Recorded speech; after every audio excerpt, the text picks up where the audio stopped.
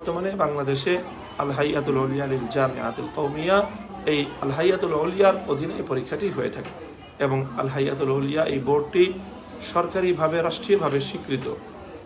রাষ্ট্রীয় স্বীকৃতির কারণে এখন কওমি মাদ্রাসার ছাত্রদের মধ্যে নতুন একটি বিতর্ক তৈরি হয়েছে।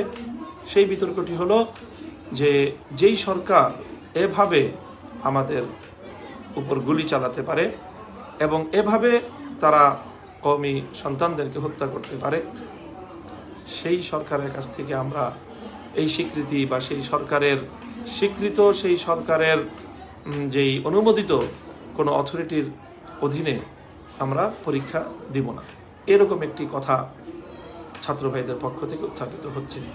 তাদের এই পরীক্ষা বর্জনের আরও কিছু গুরুত্বপূর্ণ কিছু যুক্তি তারা উত্থাপন করছেন। তার মধ্যে অন্যতম একটি যুক্তি হলো যে এই প্রথম যুক্তিটি হলো যে যেই সরকার এরকম আচরণ করতে পারে সেই সরকারের স্বীকৃত অনুমোদিত কোনো অথরিটি বা কোনো কর্তৃপক্ষের অধীনে পরীক্ষায় অংশগ্রহণ করাটা কতটুকু যৌক্তিক, এটি হলো তাদের প্রথম দাবি। দ্বিতীয় কথা হলো যেই হাইয়াতুল উলিয়া এটি বাংলাদেশের সর্বোচ্চ কওমি মাদ্রাসা সমূহের অভিভাবকত্বকারী একটি কর্তৃপক্ষ। কওমি মাদ্রাসা হাটহাজারী, পটিয়া, ব্রাহ্মণবাড়িয়া, জামে ইউনুসিয়া সহ বাংলাদেশের এতগুলো প্রাচীন শিক্ষা প্রতিষ্ঠানের উপর দিয়ে বয়ে যাওয়া এই ঝড়ের ক্ষেত্রে কওমি মাদ্রাসা শিক্ষার সর্বোচ্চ অথরিটি বা সর্বোচ্চ বোর্ড হাইয়াতুল উলিয়া এবং তার নেতৃবৃন্দের ভূমিকা, এই ভূমিকা নিয়েও অনেক ছাত্র জনতা প্রশ্ন উত্থাপন করার চেষ্টা করছে। এটা দ্বিতীয় পয়েন্ট।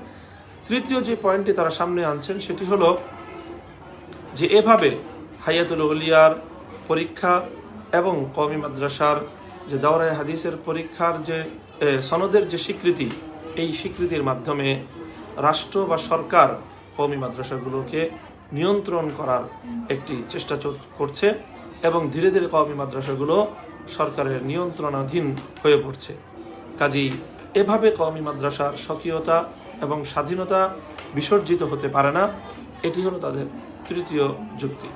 চতুর্থ যুক্তি হলো যে কওমি মাদ্রাসাগুলোতে এইভাবে এই হাইয়াতুল উলিয়ার বোর্ড পরীক্ষা এবং সরকারি স্বীকৃতির কারণে মাদ্রাসা শিক্ষার যে ঐতিহ্য, মাদ্রাসা শিক্ষার যে মান, সে ঐতিহ্য ক্ষুণ্ণ হচ্ছে এবং মানের ক্ষেত্রেও অনেক আস্তে আস্তে অধঃপতন ঘটছে।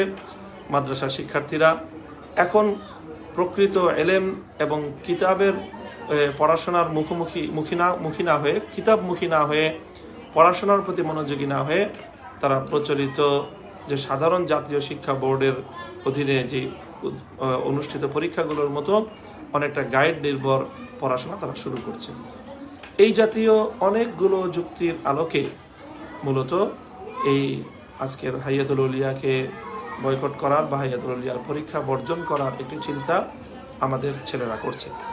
আমি এই জায়গাটা একটু পর্যালোচনা করতে চাই যে হাইয়াতুল উলিয়ার মাধ্যমে আসলে আমাদের কি অর্জন হচ্ছে বা কি অর্জনের আছে এবং এখান থেকে আমাদের ক্ষতি বা বিসর্জনের কি রয়েছে।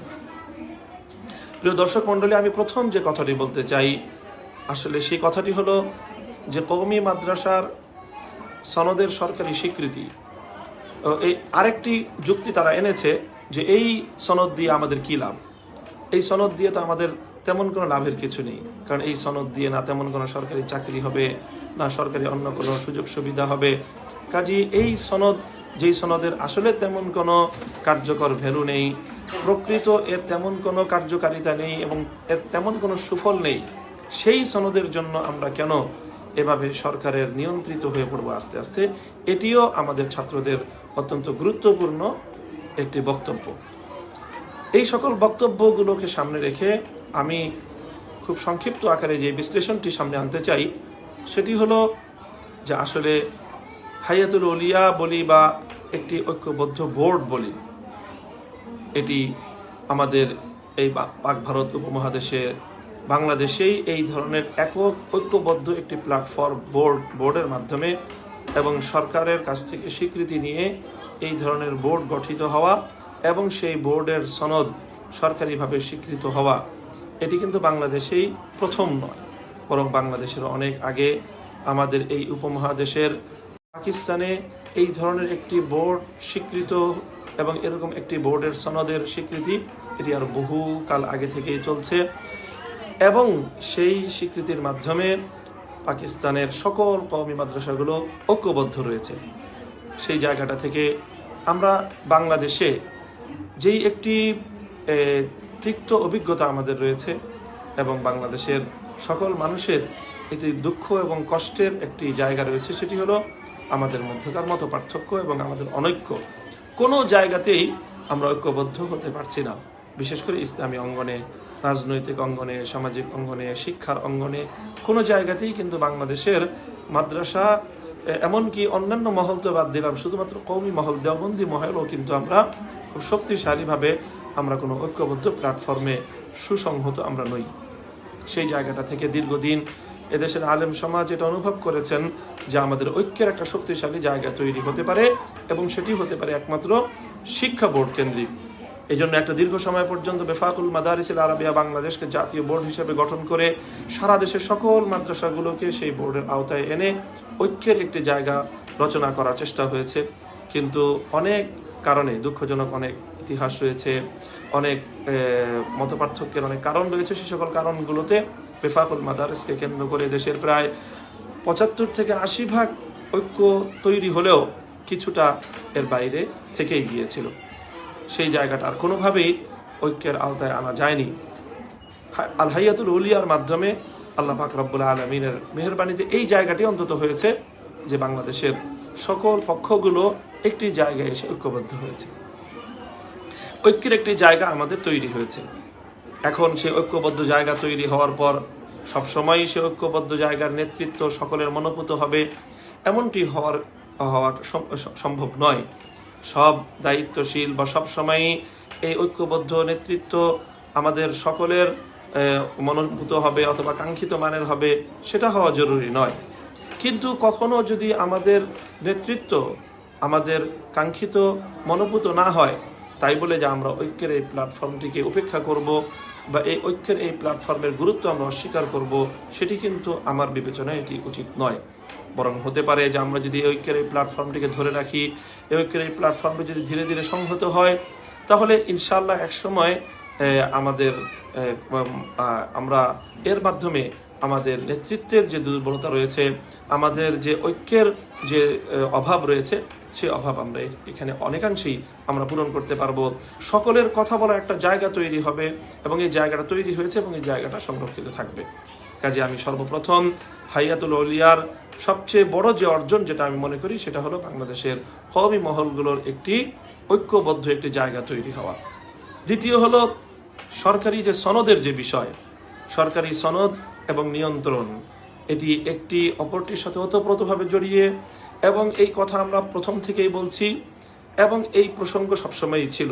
আলহামদুলিল্লাহ, আমাদের অতীতের এই কওমি সনদের স্বীকৃতি আন্দোলনের যে দীর্ঘ পথ পরিক্রমা, এই পথ পরিক্রমায় আমরা কখনোই কওমি মাদ্রাসার স্বকীয়তা এবং স্বাতন্ত্র্যের যে গুরুত্ব, সেটা কিন্তু আমরা কখনোই এক মুহূর্তের জন্য বিস্মৃত হইনি, ভুলে যাইনি। বরং আমরা সবসময় কথা বলেছি যে কখনোই স্বীকৃতির বিনিময়ে স্বকীয়তাকে জলাঞ্জলি দেওয়া যাবে না এবং কওমি মাদ্রাসা সম্পূর্ণভাবে কোনো তাগুতি শক্তির নিয়ন্ত্রিত হওয়া চলবে না। প্রিয় দর্শক মণ্ডলী, এই জায়গাটাতেই হলো আমাদের কথা যে আমরা আসলে স্বীকৃতির মাধ্যমে কি আসলে নিয়ন্ত্রিত হতে চলেছি। এই ব্যাপারে অবশ্যই আমাদের এই আত্মজিজ্ঞাসা থাকতে হবে, আমাদের এই আত্মপর্যালোচনা থাকতে হবে এবং আমাদের মধ্যে আত্মসমালোচনা থাকতে হবে যে হ্যাঁ, আমরা তো এভাবে আমরা নিয়ন্ত্রিত হয়ে পড়ছি এবং আমাদের স্বকীয়তা এবং আমাদের স্বাধীনতা ভুলুণ্ঠিত হতে চলেছে। এই আত্মপর্যালোচনা এবং আত্মসমালোচনা এটি অবশ্যই থাকতে হবে। এটির মাধ্যমে ইনশাল্লাহ আশা করি যে কখনোই আমরা আমাদের এই স্বকীয়তা এবং আমাদের এই স্বাতন্ত্র্য আমরা হারিয়ে বসবো না ইনশাআল্লাহুল আজিজ। এর সঙ্গে যেই কথাটি যে এই বিষয়টি অবশ্যই আমাদের আকাবির এবং আমাদের পূর্বসূরীদের মধ্যে এটি নিয়ে অনেক বিতর্ক ছিল, মতপার্থক্য ছিল এবং সেই মতপার্থক্যের সূত্র ধরেই বাংলাদেশের অন্যতম শীর্ষ মুরব্বী, বর্তমানে আসলে শুধু অন্যতম নয় বরং বাংলাদেশে এখন বলা যায় সবচেয়ে প্রবীণতম যিনি মুরব্বী, তিনি হলেন আমাদের বাবুনগর জামিয়া আজিজিয়া বাবুনগর মাদ্রাসার প্রিন্সিপাল মহাপরিচালক হযরত মাওলানা বাবুনগরী হাফিজাহুল্লাহ তাআলা। তো এই যে বাবুনগর মাদ্রাসাকে কিন্তু তিনি ইসে থেকে এই স্বীকৃতি এবং হায়াতুল উলিয়া থেকে তিনি আলাদা রেখেছেন, এবং তিনি তখন থেকেই এটাকে মনে করেছেন যে এইভাবে স্বীকৃতির মাধ্যমে হায়াতুল উলিয়ার মধ্যে অন্তর্ভুক্ত হয়ে গেলে এটি সরকারি নিয়ন্ত্রণ এবং কওমি মাদ্রাসার স্বকীয়তা এবং কওমি মাদ্রাসার স্বাতন্ত্র্য নষ্ট হওয়ার কারণ হবে। এজন্য তিনি ভিন্ন একটি ধারা সূচনা করে রেখেছেন। এটিকে আমি মূল্যায়ন করি এবং তাদের বাবুনগর মাদ্রাসার মুহিবুল্লাহ বাবুনগরী হুজুরের এই সিদ্ধান্তকে আমি অবশ্যই এটিকে অত্যন্ত প্রয়োজনীয় একটি সিদ্ধান্ত মনে করি, এবং মনে করি যে যেহেতু এখানে এই আশঙ্কা রয়েই গেছে এবং এমন একটি আশঙ্কার কথা মাথায় থেকে যাচ্ছে যে এভাবে স্বীকৃতির মাধ্যমে এই বোর্ডের মাধ্যমে কখনো কওমি মাদ্রাসাগুলো নিয়ন্ত্রণের কোনো এই ফাঁদে আটকা পড়ে যায় কিনা, এবং কওমি মাদ্রাসার স্বকীয়তা এবং তাদের স্বাতন্ত্র্য বিনষ্ট হয়ে যায় কিনা। যেহেতু এই আশঙ্কা থেকে যাচ্ছে, সুতরাং এই আশঙ্কা থেকে মুক্ত একটা ভিন্ন একটা ধারা বাংলাদেশে যদি থেকে যায় তাহলে সেটি একটি সুন্দর বিষয় এবং সেটার সাথে দ্বিমত করার কোনো অবকাশ নেই। কিন্তু অন্য যে প্রসঙ্গগুলো সামনে আনা হচ্ছে তার মধ্যে প্রথম হলো যে এখানে মাদ্রাসার যে সনদ এই যেই প্রদত্ত বর্তমান যে সনদ, এই সনদ দিয়ে আমাদের কি লাভ? এই সনদ তো আমাদের রাষ্ট্রীয় কোনো চাকরি ইত্যাদির সুযোগ সুবিধার ক্ষেত্রে এটা দিয়ে তো আমাদের কোনো কাজ হচ্ছে না, সুতরাং এই সনদের কোনো গুরুত্ব আমাদের কাছে নেই। আমি মনে করি যে ছাত্র ভাইদের এই জায়গাটায় আরেকটু বিষয়টাকে গভীরভাবে উপলব্ধি করা প্রয়োজন।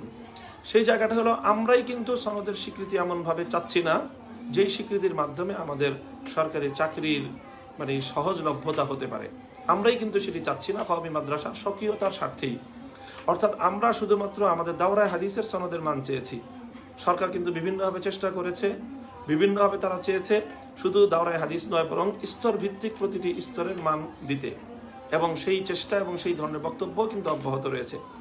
অর্থাৎ প্রতিটি স্তরে যে সাধারণ শিক্ষাধারার প্রতিটি স্তরের সাথে সমমান একটি স্তর আমাদের কওমি মাদ্রাসাগুলোতে সাব্যস্ত করা। সেই জায়গা থেকে পিএসসি অর্থাৎ প্রাইমারি লেভেলের একটা স্তর হয়তো আমাদের মক্তব বা প্রাথমিক স্তরে, তারপরে আবার এসএসসি লেভেলে একটা স্তর, এইচএসসি লেভেলের একটা স্তর, তারপরে অনার্স লেভেলের আরেকটি স্তর, প্রত্যেকটি স্তরের সমমানে একটি করে বোর্ড পরীক্ষা নিশ্চিত করে তারপরে সর্বোচ্চ স্তর দাওরায়ে হাদিসকে মাস্টার্সের সমমান এভাবে কার্যকর করার কিন্তু একটি প্রস্তাবনা রয়েছে। কিন্তু কওমি মাদ্রাসার মুরব্বীগণ তারা সুচিন্তিতভাবেই এই পথটিকে তারা পরিহার করেছেন এবং এই পথটিকে তারা গ্রহণ করেননি। কারণ প্রতিটি স্তর যদি কওমি মাদ্রাসার এভাবে রাষ্ট্রীয় স্বীকৃতির তত্ত্বাবধানে চলে যায় তাহলে যে আশঙ্কাটি আমাদের ছাত্র ভাইয়েরা করছেন, অর্থাৎ কওমি মাদ্রাসা সম্পূর্ণরূপেই সরকারি নিয়ন্ত্রণের যে আওতা এবং কওমি মাদ্রাসার শিক্ষার সকল স্তরেই যে শিক্ষার মানের ক্ষেত্রে যে ধস এবং মাদ্রাসা শিক্ষার্থীরা যেটি আলিয়া মাদ্রাসায় যে সংকট তৈরি হয়েছে কওমি মাদ্রাসাগুলোতেও সেই সংকট তৈরি হবে, সেই আশঙ্কা ওই কারণে থেকে যায় যদি আমরা স্তর ভিত্তিক প্রতিটি স্তরের স্বীকৃতি আমরা নিয়ে নিই। তাহলে যেমন আলিয়া মাদ্রাসাগুলোতে বর্তমানে দাখিল লেভেলে যেই পরিমাণ ছেলেরা বা যেই পরিমাণ ছাত্র থাকে, সেখানে শিক্ষার্থী থাকে, দাখিল পরীক্ষা পড়ার পর তাদের অনেকেই কিন্তু আর আলিম না পড়ে তারা চলে যায় বিভিন্ন কলেজে। আবার যারা আলিম পড়ছে, আলিম পড়ে তারা আবার ফাজিল না পড়ে অনেকেই চলে যাচ্ছে বিশ্ববিদ্যালয়েতে। অল্প কিছু সংখ্যক ছাত্রই তারা ফাজিল পাশ করছে এবং ফাজিলের পরে তারা কামিল করছে। অর্থাৎ অধিকাংশ আলিয়া মাদ্রাসা শিক্ষার্থীরাই আর তাদের শিক্ষা জীবনের শেষ দিকে এসে তারা তাদের যে মাদ্রাসা শিক্ষা, ইসলামী শিক্ষার যে মূল এক্সপার্ট হওয়ার সে বিষয়টি সেখানে থাকছে না, এবং আলিয়া মাদ্রাসাগুলো তারা ফাজিল এবং কামিলে গিয়ে ছাত্র শূন্যতায় ভুগছে। কওমি মাদ্রাসাগুলো যদি স্তর ভিত্তিক এভাবে স্বীকৃতি বাস্তবায়ন হয় তাহলে দেখা যাবে যে একটা সময় আমরাও ওই এসএসসি বা এইচএসসি লেভেল যেটা, সেই লেভেলের পরে গিয়ে আমাদের কওমি মাদ্রাসাগুলোর মূল যেখানে কোরআন হাদিসের শিক্ষার পর্ব সেই জায়গাগুলোতে গিয়ে আমরা ছাত্রের শূন্যতায় ভুগব। আর সেটা যদি কার্যকর হয় তাহলে আমাদের যে সনদের যে মান সেটা আসলে মূলত যে উদ্দেশ্য, জাগতিক যে উদ্দেশ্য, রাষ্ট্রীয় বিভিন্ন সরকারি চাকরি বাকরি ইত্যাদির সুযোগ সুবিধা যে পাওয়া, সেটা পেতে হলে আমাদেরকে ওই সকল বিষয়গুলো মেনে নিতে হবে। প্রিয় ছাত্র ভাইরা, আমরা তো আসলে মূলত এমন স্বীকৃতি চাইনি আমরা, এবং আমরা এখনো চাচ্ছি না যে স্বীকৃতির মাধ্যমে আমাদের সাধারণ শিক্ষার্থীদের মতো রাষ্ট্রীয় সকল চাকরি বাকরির সুযোগ সুবিধা মিলবে। বরং আমরা যেই স্বীকৃতিটুকু চেয়েছি সেটি হলো কেবলমাত্র আমাদের এই শিক্ষাকে একটি শিক্ষা ব্যবস্থা হিসেবে মূল্যায়ন করা, একটু মর্যাদা দেয়া। প্রশ্ন হতে পারে, এই মূল্যায়ন এবং এই মর্যাদাটুকুর কি প্রয়োজন? এই মূল্যায়ন এবং এই মর্যাদাটুকু না হলে কি হয়? আমি অবশ্যই বলি, এই মূল্যায়ন এবং এই মর্যাদাটুকু না হলেও চলে। এবং আমাদের তো আলহামদুলিল্লাহ আমরা যেভাবে চলছি, আমাদের এই প্রজন্মের এখন সেনা এই স্বীকৃতির প্রশ্ন এসেছে। আমাদের পূর্ববর্তী প্রজন্ম যারা পড়াশোনা করে গেছেন তাদের রাষ্ট্রীয় কোনো স্বীকৃতি ছিল না, এবং আলহামদুলিল্লাহ তাতে আমাদের কোনো সমস্যা বা কোনো সংকট তৈরি হয়নি। তবে একটি সমস্যার সম্ভাবনা রয়েছে, সেটি হলো রাষ্ট্রীয় বিভিন্ন গুরুত্বপূর্ণ জায়গায় যেখানে একজন আলেম হিসেবে আমাদের ভূমিকা রাখার প্রয়োজন, সেই জায়গায় শিক্ষাগত যোগ্যতার অনেক সময় প্রয়োজন হয়।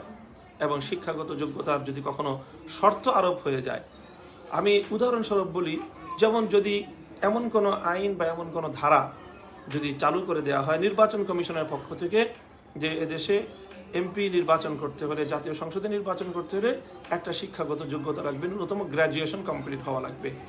অথবা যে কোনো স্থানীয় জনপ্রতিনিধি হতে হলে এরকম একটা শিক্ষাগত যোগ্যতার প্রয়োজন হবে। তখন প্রিয় ছাত্র ভাইরা, তখন কিন্তু আমরা কওমি মাদ্রাসা পড়ুয়ারা আমাদের রাষ্ট্রীয় ন্যূনতম শিক্ষাগত এতটুকু সনদ না থাকলে আমরা সেখানে কোয়ালিফাই করতে পারবো না।